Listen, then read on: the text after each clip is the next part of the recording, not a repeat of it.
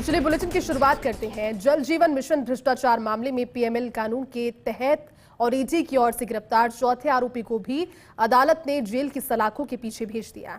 दरअसल ईडी ने बीते मंगलवार को प्रॉपर्टी कारोबारी और कथित रूप से पूर्व जलदाय मंत्री महेश जोशी के करीबी संजय बड़ाया को गिरफ्तार किया था। देखिए रिपोर्ट। जेजेएम भ्रष्टाचार मामले में एसीबी की ओर से 8 अगस्त 2023 को दर्ज प्रकरण के बाद पीएमएलए कानून में जांच कर रही ईडी ने प्रॉपर्टी कारोबारी और कथित रूप से पूर्व जलदाय मंत्री महेश जोशी के करीबी संजय बड़ाया को गिरफ्तार किया था।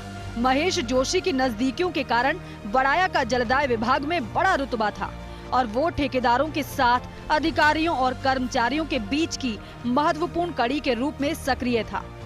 विश्वस्त सूत्रों की माने तो राजस्थान में जेजेएम भ्रष्टाचार मामला उजागर होने के बाद इसमें हुई गड़बड़ियों को दुरुस्त करने में भी संजय बड़ाया की बड़ी भूमिका थी। गड़बड़ियों को दूर करने में हुए एक हिस्से के खर्च का हिसाब भी संजय बड़ाया के पास है, जिसके अब ईडी के हाथ लगने की सूचना है। वहीं ईडी जयपुर कार्यालय में संजय बड़ाया से चली 4 दिन की पूछताछ में अहम जवाब मिलने की भी सूचना है। अब ईडी अधिकारियों के समक्ष चुनौती ये है कि पूछताछ में जो जानकारी हासिल हुई है उसका लाभ जेजेएम भ्रष्टाचार उजागर करने में कैसे उठाए। दरअसल शनिवार को सीबीआई मामलों की विशेष अदालत में ईडी के अधिवक्ता अजात शत्रु सिंह मीना ने रिमांड अवधि नहीं बढ़ाए जाने और आरोपी को न्यायिक अभिरक्षा में भेजने का आग्रह किया। हालांकि संजय बड़ाया के अधिवक्ता ने पूछताछ में बड़ाया के साथ दुर्व्यवहार और खाली कागजों पर हस्ताक्षर कराने का आरोप लगाए, लेकिन न्यायाधीश सुनील रणवाह ने आरोपी संजय बड़ाया को 30 जुलाई तक न्यायिक अभिरक्षा में भेजने के आदेश दिए। इसमें ये अभी तक की इन्वेस्टिगेशन में ये आया है कि संजय बड़ाया जी है, ये डिपार्टमेंट के एग्जीक्यूटिव इंजीनियर और सुपरिटेंडेंट इंजीनियर को डरा धमका के इनसे रिश्वत लेते थे। रिश्वत का केस आया है, वो रिश्वत प्रोसीड्स ऑफ क्राइम ईडी ने माना है और उसके बेसिस पे उनको अरेस्ट किया गया था और आज उनको कोर्ट में पेश किया गया है और इनकी न्यायिक जुडिशियल कस्टडी में उनको भेज दिया गया है और 30/7 को वापस बुलाया है। ईडी ने आज कोर्ट के सामने संजय बड़ाया जी को पेश किया गया और संजय बड़ाया को पेश करने के बाद वहां पर जो है उनके द्वारा जुडिशियल कस्टडी हेतु रिमांड मांगा गया। अब उनको 30 तारीख तक के लिए जुडिशियल रिमांड पर भेज दिया गया है। हमारे द्वारा कोर्ट में 2 एप्लीकेशंस फाइल की गई। एक तो संजय बड़ाया के हेल्थ को लेकर कि उसका प्रॉपर इलाज कराया जाए जो उनको प्रॉब्लम है। दूसरा संजय बड़ाया के द्वारा ये बताया गया कि डरा धमका के उनके कुछ पेपर्स पर सिग्नेचर्स करवा लिए गए थे, कुछ खाली कागजात थे और कुछ भरे हुए थे। सूत्रों की माने तो संजय बड़ाया ने ईडी को जलदाय विभाग अधिकारियों की संपत्तियों की सूची भी थमाई है। दरअसल संजय बड़ाया को प्रॉपर्टी कारोबार का अनुभव है, लिहाजा उसकी प्रेरणा से अधिकारियों और कर्मचारियों ने प्रॉपर्टी में निवेश भी किया। ऐसे में अब इन संपत्तियों पर पीएमएलए में जब्ती की कार्रवाई संभावित है। उधर इसी मामले में जेल में बंद ठेकेदार पदम चंद जैन की firm Shri Shyam tubewell company और ठेकेदार महेश मित्तल की firm Shri Ganpati tubewell company से रिश्वत प्राप्त करने से लेकर इस राशि का उपयोग जलदाय विभाग कर्मचारियों को प्रभावित करने में किए जाने के प्रमाण भी मिले हैं। अब प्रमाणों के आधार पर ईडी की कार्रवाई का इंतजार है। जल जीवन मिशन भ्रष्टाचार मामले में गिरफ्तार संजय बड़ाया को आखिर जेल की हवा खानी पड़ेगी। अदालत ने आज संजय बड़ाया को 30 जुलाई तक न्यायिक अभिरक्षा में भेजने के आदेश पारित किए हैं। प्रवर्तन निदेशालय की ओर से 4 दिन की रिमांड पूरी होने के बाद संजय बड़ाया को आज सीबीआई विशेष मामलों की अदालत क्रमांक 3 में पेश किया, जहां जज सुनील रणवाह ने संजय बड़ाया को जेल भेजने के आदेश दिए। देखने वाली बात यही है कि 4 दिन हुई ईडी की पूछताछ में आखिर ईडी के हाथ क्या ऐसे सबूत लगे हैं जिनके आधार पर जल जीवन मिशन भ्रष्टाचार मामले की जांच को आगे बढ़ाया जा सकेगा। कैमरामैन नरेंद्र के साथ Vimal Kothari, first India news, Jaipur. Jaipur के राजस्थान इंटरनेशनल सेंटर में यशस्वी सरपंच का राज्य स्तरीय समारोह आयोजित किया गया। सम्मान समारोह में मुख्यमंत्री भजनलाल शर्मा ने शिरकत की। कार्यक्रम में पंचायत में अच्छा काम करने वाले सरपंचों को सम्मानित किया गया। इस दौरान सीएम भजनलाल शर्मा ने एक हेल्पलाइन नंबर भी जारी किया। इस दौरान मुख्यमंत्री ने सभी सरपंचों को बधाई दी। अपने संबोधन में मुख्यमंत्री ने कहा कि राजस्थान पत्रिका ने एक अच्छी पहल की है। कहा कि गांव विकसित होगा तभी प्रदेश और देश विकसित होगा।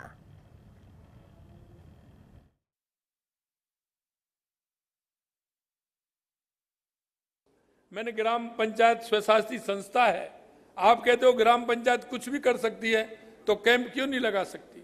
मैं उनके पास गया, वहां से मैंने पत्र लिखा, कलेक्टर के पास गया, कलेक्टर के पास से मैंने पंचायत राज को लेटर लिखा, पंचायत राज ने मेरे को लेटर लिखा कि ग्राम पंचायत कोई भी अपनी निजी आय के आधार पर कोई भी काम कर सकती है। मैंने कैंप लगाया, 500 लोगों की मैंने आंखें बनाने का कैंप लगाया, सरकार ने मेरी उसमें मदद की, तो एक अच्छा काम, अच्छी पहल मैंने की।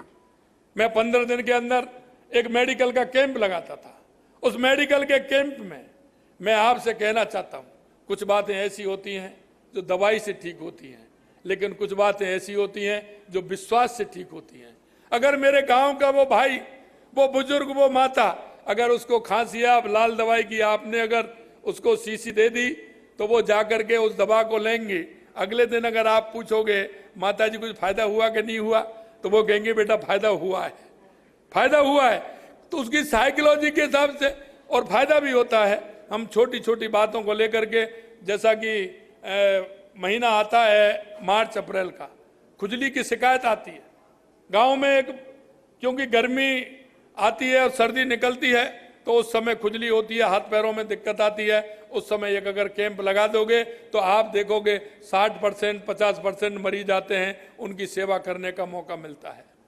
मैं आपसे यही कहना चाहता हूं, चुनौती बहुत होती है गांव में, मेरा तेरा बहुत होता है, आपको उससे निकलना होगा। गांव में अगर अतिक्रमण होता है, सरपंच सोचता है मैं क्यों बुरा बनूं, बुरा तो आपको बनना पड़ेगा, बुरा आपको बनना पड़ेगा। अच्छे आप बनोगे तो बुरा कौन बनेगा? मुझे पता है, मैं देखता हूं रास्ता चौड़ा करने के लिए जाते हैं, बड़े एक का मकान होता है, एक का चबूतरा होता है, वो चबूतरा की तुलना मकान से करने लग जाते हैं, ये भी हम जानते हैं। लेकिन इन सारी चीजों को भी हम देखते हुए, क्योंकि हम जब सरपंच हैं तो हमका दायित्व है हमारा कि हमारे उस गांव की छोटी मोटी समस्या होती हैं उनका समाधान करें। मेरे गांव में क्या हो सकता है, ये आपकी कल्पना के आधार पर होगा। आपने कल्पना क्या की है, आप क्या करना चाहते हैं? मैं आपसे यही कहना चाहता हूं, सरपंच अगर एक थोड़ी सी कल्पना करे, कोई भी गांव में ऐसा काम नहीं है जिसको ग्राम पंचायत नहीं कर सकती, सारे काम ग्राम पंचायत कर सकती है। आप जुड़े हुए हैं, हमारा ये पंचायत राज बहुत बड़ा है, इसमें आप देख रहे हैं 11,341 के लगभग हमारी यहाँ पंचायतें हैं, 33 हमारी जिला परिषद है, लगभग 350 के लगभग हमारी पंचायत समितियां हैं, 1 लाख से ऊपर हमारे बाढ़ पंच बैठेंगे। अगर हम सदस्यों की बात करें तो 1400-1500 के लगभग हमारे जिला परिषद के सदस्य होंगे। अगर हम उनकी बात करें पंचायत समिति के, तो लगभग 6000 के लगभग हमारे पंचायत समिति के सदस्य होंगे। अगर इनको हम मिलाएं तो पंचायत राज की संख्या लगभग 1.5 लाख के लगभग हमारी पहुंचती है। और हम उसके माध्यम से हम काम करने में कितने हम सफल होते हैं, ये खुद पर निर्भर करता है। एक मैं आपसे कहना चाहता हूं, ग्राम पंचायत का एक पैरा आता है और उस पैरा में होता है आपकी निजी आय कितनी है, और वो आप देखते होंगे सभी सरपंच हैं, हम थे तो जब आता था पैरा आपकी निजी आय नहीं है, उसमें पैरा ऑडिट में आता था। मैं आपसे यही कहना चाहता हूं, आने वाले समय में, क्योंकि आप निजी आय अगर आपके पास है और निजी आय के स्रोत हमें बनाना आवश्यक है। हमारे सरपंचों के मन में एक भाव आ जाता है, और वो भाव ये आ जाता है कि निजी काम में, निजी आय में बढ़ा के जाऊं और आने वाला दूसरा सरपंच उसका लाभ ले। देखिए, मैं एक कहना चाहता हूं, कोई सरपंच का लाभ नहीं, वो मेरी पंचायत का लाभ है, वो मेरे गांव का लाभ है। इसे उसे बढ़ाने की जरूर पूरी कोशिश करनी चाहिए। मुख्यमंत्री भजनलाल शर्मा मोजिया पूर्णिमा मेले के मौके पर डी के पुंचरी का लोठा पहुंचे, जहां सीएम की ओर से लगाई गई प्याऊ पर उन्होंने श्रद्धालुओं को ठंडा पेयजल पिलाया। साथ ही भंडारा स्थल पर लोगों को प्रसाद भी वितरित किया। वहीं मुख्यमंत्री की एक झलक पाने और सेल्फी लेने के लिए लोगों में होड़ मची। सीएम भजनलाल शर्मा जब भंडारा और प्याऊ स्थल पर परिक्रमा मार्ग के लिए निकल रहे थे, तभी सुरक्षा कर्मियों ने रस्सा डालकर श्रद्धालुओं का मार्ग रोक दिया। रास्ता बंद होने से श्रद्धालुओं की भीड़ जुट गई। ऐसे में सीएम भजनलाल शर्मा ने तुरंत सुरक्षा कर्मियों को रस्सा हटाकर रास्ता खोलने के निर्देश दिए। चलिए आगे बढ़ते हैं, जयपुर के रामगढ़ बांध की बात कर लेते हैं, जिसे लेकर भजनलाल सरकार गंभीर है। राज्य सरकार ने बांध के सर्वे के लिए टीम गठित कर दी है। 4 विभागों की टीम अतिक्रमण का सर्वे करेगी और सर्वे में शामिल आला अधिकारी मौके पर जाकर रिपोर्ट तैयार करेंगे। बड़ी बात यह है कि पिछले 5 सालों के दौरान जारी की गई सभी एनओसी की जांच भी होगी। जल संसाधन मंत्री सुरेश रावत ने तुरंत प्रभाव से कार्रवाई के निर्देश जारी किए। आपको बता दें कि पिछले दिनों हाईकोर्ट की मॉनिटरिंग कमेटी ने रामगढ़ बांध के बहाव क्षेत्र में कई अतिक्रमण चिन्हित किए थे। तो वहीं अतिरिक्त मुख्य सचिव जल संसाधन अमय कुमार को निर्देश दिए कि विधानसभा में पूछे गए प्रश्न के उत्तर में यदि गलत तथ्य पेश किए गए तो इसकी भी जांच करवाई जाएगी और यदि कोई अधिकारी दोषी पाया जाता है तो उसके खिलाफ कार्रवाई की जाएगी। रामगढ़ जो बांध है वो हमारा ऐतिहासिक बांध है और पहले के कई दशकों के अंदर वहाँ पे एशियाड भी हुए थे। हम सब चाहते हैं कि उसकी भराव क्षमता बढ़े, वहाँ के अतिक्रमण हटे। अभी कुछ दिनों पहले हमारे एक माननीय सदस्य ने विधानसभा में प्रश्न लगाया था, उसका मैंने अधिकारियों ने जो मुझे उत्तर लिख के दिया मैंने वो पढ़ा भी था। अब कुछ हमारे प्रमुख समाचार पत्रों का मैं धन्यवाद ज्ञापित करता हूँ कि उनके माध्यम से ये मेरे विशेष संज्ञान में आया कि वहाँ पे कुछ अतिक्रमण हो रखे हैं, लेकिन अधिकारियों ने उसकी वास्तविक स्थिति की मुझे अवगत नहीं कराया। ऐसा प्रमुख समाचार पत्रों में प्रकाशित हुआ तो उस पर मैंने तत्काल प्रभाव से संज्ञान लेके आज SCS को मैंने डायरेक्शन दिए कि आप एक 4-5 जो प्रमुख विभाग है, चाहे GDA हो, चाहे रेवेन्यू हो, और हमारा जल संसाधन विभाग है, फॉरेस्ट विभाग है, इनकी एक स्विफ्ट टीम बना के पूरे एरिया का सर्वे किया जाए, ड्रोन सर्वे किया जाए और विस्तृत सर्वे करके एक रिपोर्ट प्रस्तुत की जाए। अगर वास्तव में ही वहाँ पे अतिक्रमण है और अधिकारियों ने गलत रिपोर्ट दी है तो तत्काल प्रभाव से उनके खिलाफ हम कठोर कार्रवाई करेंगे। पास होने के बाद करीब 1200 लोकतंत्र के सेनानियों से कोई भी सरकार बिना बिल लाए इन सुविधाओं को छीन नहीं सकेगी। ये रिपोर्ट देखिए। हर बार जब भी भाजपा सरकार सत्ता में आती है तो DIR और मीसा बंदियों की पेंशन सहित अन्य सुविधाएं बहाल होती हैं, लेकिन कांग्रेस सरकार के सत्तारूढ़ होने पर ये सुविधाएं वापस ले ली जाती हैं। इस पीड़ा को समझते हुए भजनलाल सरकार अब लोकतंत्र सेनानियों की पेंशन और अन्य सुविधाओं के लिए संवैधानिक प्रावधान करने जा रही है। इसके लिए भजनलाल सरकार इसी विधानसभा सत्र में लोकतंत्र सेनानी सम्मान निधि बिल लाने की तैयारी में है। बिल के तहत लोकतंत्र सेनानियों को पेंशन के रूप में 20,000 रुपए प्रति माह और चिकित्सा सहायता के रूप में 4,000 रुपए तक की राशि देय होगी। इस बिल में लोकतंत्र सेनानी के साथ उनकी पत्नी को रोडवेज यात्रा की सुविधा मिलेगी। 25 जून 2024 को सम्मानित लोकतंत्र सेनानियों का आंकड़ा देखें तो यह कुल संख्या 1118 है। इसमें CRPC की अलग अलग धाराओं में निरुद्ध लोगों की संख्या 38 है। ऐसे में मीसा, DIR बंदियों और CRPC निरुद्ध बंदियों की संख्या करीब 1200 है। इनमें वो भी शामिल हैं जो मीसा, DIR और CRPC की अलग अलग धाराओं में 30 दिन से भी कम समय तक जेल में बंद या निरुद्ध रहे हैं। अब तक क्या हुआ? वसुंधरा राजे सरकार में इन्हें लोकतंत्र सेनानी कहा जाने लगा तो इनकी पेंशन का नाम लोकतंत्र सेनानी सम्मान निधि रखा गया। पहले इन लोकतंत्र सेनानियों की पेंशन 12,500 रुपए थी जो बढ़कर 20,000 हुई। पहले 1,250 रुपए मिलने वाला चिकित्सा भत्ता बढ़ाकर 4,000 कर दिया था। रोडवेज की बसों में निशुल्क यात्रा का भी प्रावधान किया गया था। नियम बदलने के बाद आपातकाल में CRPC में 25 जून 1977 से मार्च 1977 तक जो निरुद्ध या बंद रहे उन लोकतंत्र सेनानियों को भी पेंशन का प्रावधान बीजेपी सरकार में किया गया था। CRPC की धारा 107, 116, 151 में बंद रहे या कम से कम 1 माह तक निरुद्ध रहे उन्हें पेंशन और मेडिकल सुविधा दी गई थी। इसके लिए लोकतंत्र सेनानी सम्मान निधि नियम 2008 में संशोधन हुआ।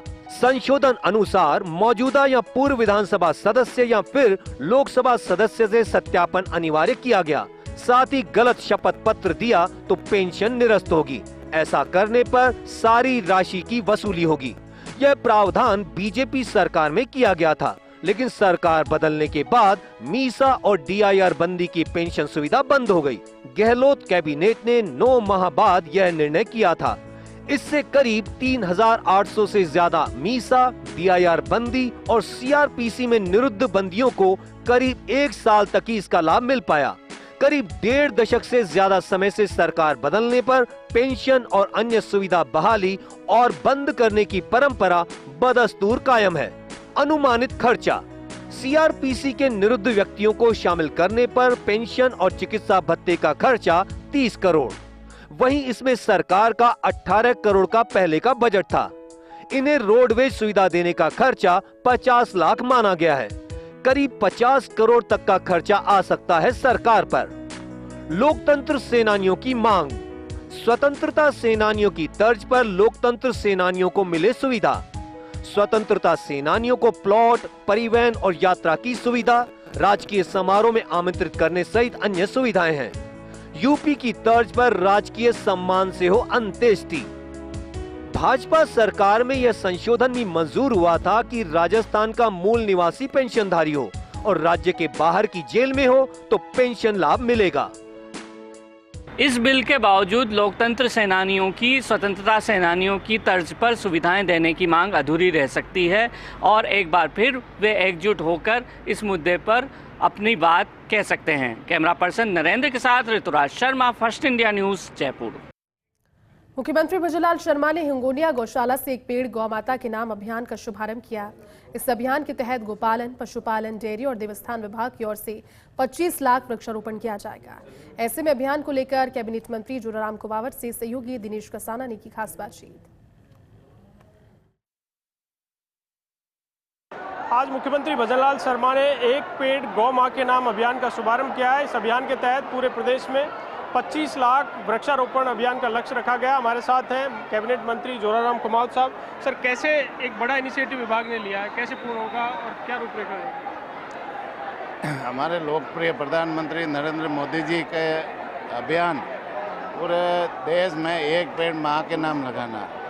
उनका मानना है कि देश में और प्रदेश में जैसे क्लाइमेट खूब ज़्यादा गर्म होता जा रहा है और हमारे यहाँ राजस्थान में तो बाड़मेर, जैसलमेर सहित कई जगह 53 डिग्री के आसपास तापमान पहुँचा है। तो तापमान में असंतुलन आ रहा है। असंतुलन के कारण से दिन दिन ये गर्मी बढ़ती जाएगी। बढ़ने का कारण है पेड़ों की कटाई। तो इसलिए मोदी जी ने निर्णय लिया कि देश भर में एक अभियान चला करके एक पेड़ माँ के नाम लगाए। इससे अपनी माँ को भी श्रद्धांजलि होगी, धरती माता को भी श्रद्धांजलि होगी, गौ माता को भी श्रद्धांजलि होगी। तो इस अभियान के तहत हमने राजस्थान में आज पशुपालन, डेयरी, गौपालन और देवस्थान विभाग की तरफ से 25 लाख पौधे लगाने के अभियान की शुरुआत यहाँ हिंगोनिया गौशाला जयपुर से की है। निश्चित रूप से अब सभी जगह हमारे जितने भी कैंपस है राजस्थान भर में, जितनी गौशाला है, सब में पौधे लगाएंगे।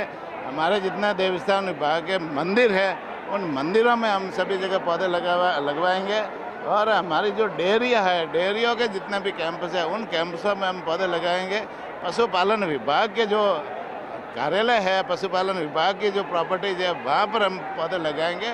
इसलिए वो सारे पौधे सुरक्षित रहेंगे, बड़े भी होंगे, उनके पानी पिलाने के। गौशाला से इसका शुभारंभ किया हिंगोनिया से। एक मैसेज है कि गौ माता के छाया की और उनके खाने की दोनों व्यवस्थाएं इसके जरिए होंगी। निश्चित रूप से गौ माता गौशाला में सभी जगह हम पौधे लगाएंगे तो उससे ये फ़ायदा होगा कि पेड़ 2-3 साल में बड़े हो जाएंगे। बड़े होने के बाद में गौ माता इन गौशालाओं में विचरण करती है और उनके बैठने के लिए, छाया के लिए समुचित व्यवस्था भी होगी। तो ये एक पुण्य का काम है।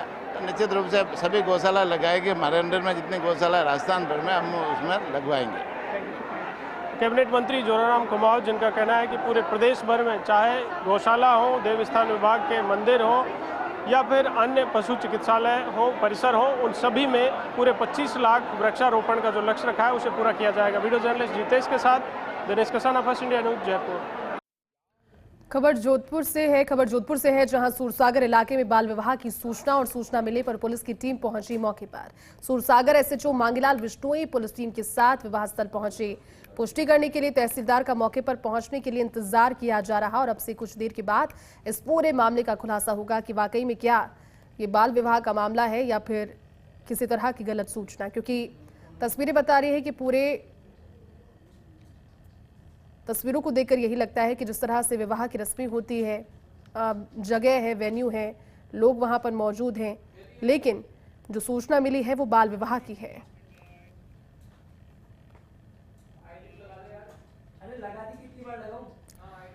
चलिए आगे बढ़ते हैं। डबल इंजन की सरकार और किसानों के प्रति संवेदनशील भी, लेकिन सहकारिता विभाग की भूमि विकास बैंक कुछ और ही सोच के साथ काम कर रही है और शायद यही वजह है कि पिछले 6 महीने में दौसा और हनुमानगढ़ में 47 किसान और 8 उद्यमियों की भूमि कुर्क कर ली गई। हालांकि सरकार ने इसके बाद किसानों की भूमि कुर्क करने पर रोक लगा दी, लेकिन उन 47 किसानों की रोजी रोटी को लेकर कुछ नहीं कहा। देखिए स्पेशल रिपोर्ट।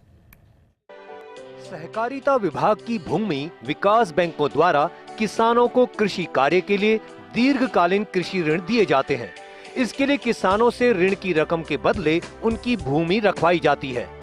जो किसान ऋणों का चुकारा नहीं करते, उनकी भूमि कुर्क कर नीलाम कर दी जाती है। दौसा जिले के 35 किसान और हनुमानगढ़ जिले के 12 किसान और 8 उद्यमी इस शर्त के चलते पिछले 6 महीने में अपनी भूमि खो चुके हैं। भूमि विकास बैंक द्वारा इनकी भूमि कुर्क कर ली गई। 47 किसान, 8 उद्यमियों की भूमि कुर्क। आचार संहिता के दौर में अप्रैल में दौसा जिले में 35 किसानों की भूमि कुर्क। मई में हनुमानगढ़ में 12 किसान, 8 उद्यमियों की भूमि कुर्क। 20 मई को राज्य सरकार के आदेश पर दूसरे जिलों में रुकी कुर्की। MDSLDB और MD अपेक्स बैंक को लिखे पत्र में नीलामी को माना अनुचित। सहकारिता विभाग के संयुक्त सचिव ने अग्रिम आदेश तक नीलामी पर लगाई रोक। बड़ा सवाल, जिन किसानों की भूमि हुई कुर्क, नीलाम, उन्हें कब मिलेगी भूमि वापस? हमेशा के लिए भूमि खो देने से 47 किसान परिवारों का कौन करेगा भरण पोषण? सरकार के आदेश पर किसानों की भूमि कुर्क करने की प्रक्रिया पर रोक लगी। हालांकि जिन 47 किसानों ने अपनी भूमि खोई, उनके लिए अभी तक कोई राहत नहीं दी गई। अब ये 47 किसान परिवार सूदखोरों की शरण में जाने को मजबूर हैं। किसान सरकार से गुहार कर रहे हैं कि उनकी कुर्क की गई भूमि वापस लौटाकर उन्हें ऋण चुकाने की मोहलत दी जाए।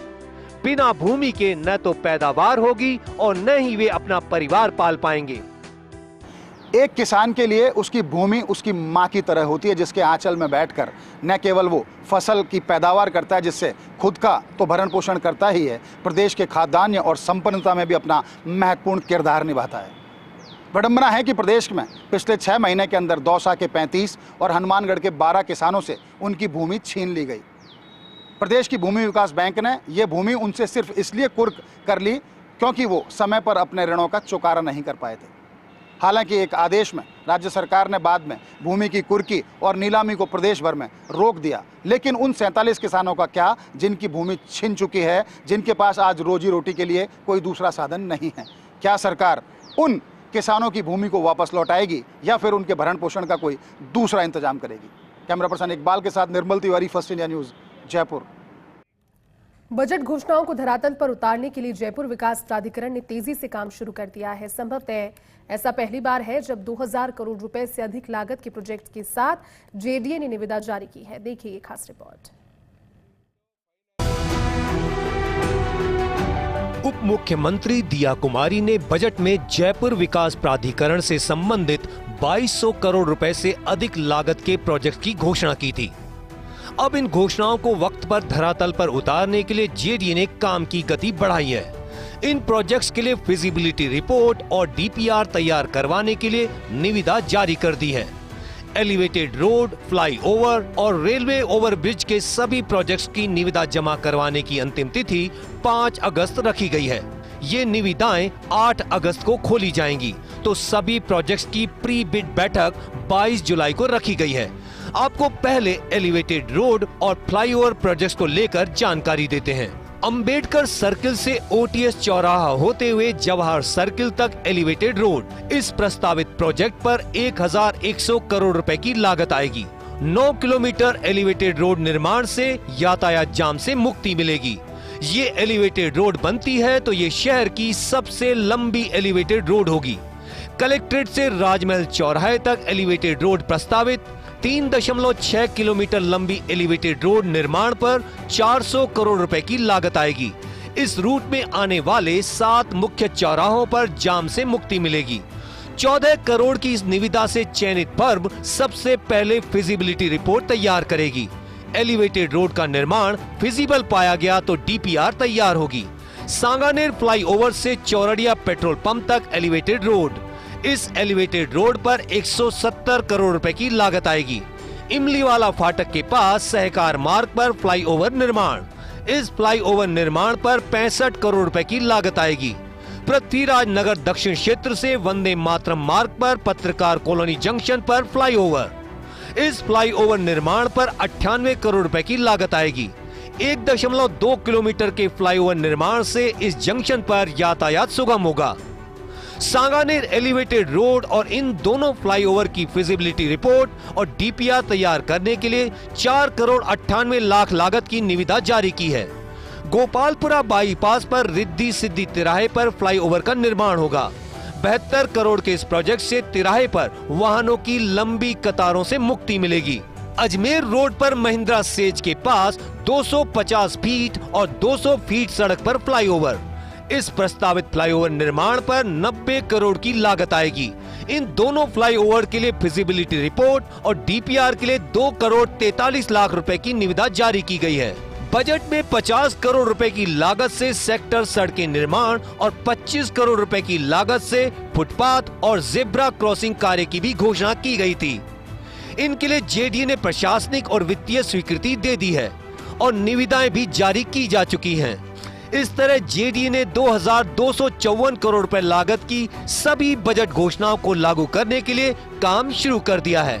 आइए अब अन्य प्रस्तावित प्रोजेक्ट्स पर नजर डालते हैं। जगतपुरा सीबीआई फाटक पर रेलवे ओवरब्रिज निर्माण। इस प्रोजेक्ट पर 95 करोड़ रुपए की लागत आएगी। इससे आगरा रोड खो नागोरियान से 7 नंबर बस स्टैंड महल रोड जाना आसान होगा। सालिग्रामपुरा फाटक पर रेलवे ओवरब्रिज।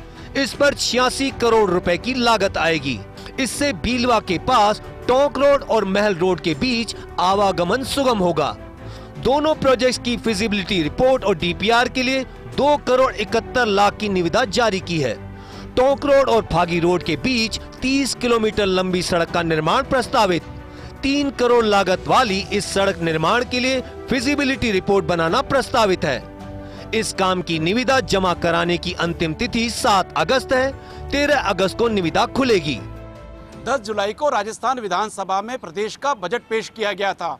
इसके अगले दिन 11 जुलाई को ही जेडीए आयुक्त मंजू राजपाल ने अधिकारियों की बैठक ली। इस बैठक में बजट घोषणाओं को शीघ्र क्रियान्वित करने के निर्देश दिए गए।